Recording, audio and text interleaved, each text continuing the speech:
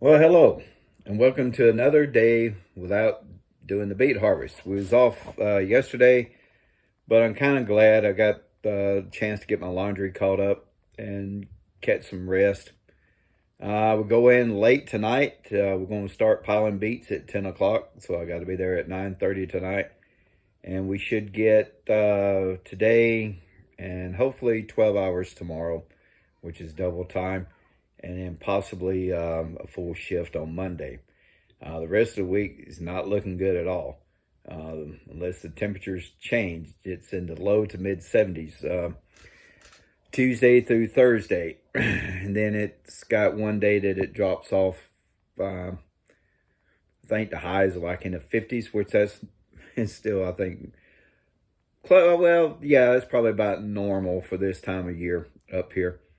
This seems like October is a transition month for North Dakota.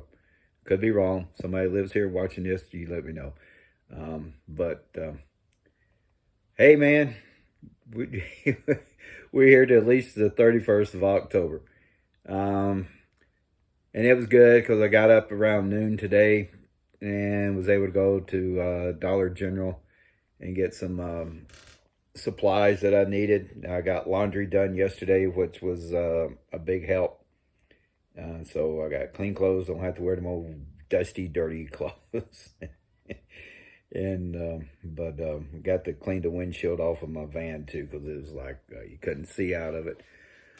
But anyway, guys, that's the scoop on the beet harvest for 2024 here in Grafton, North Dakota. We'll see you later, I guess. Take care.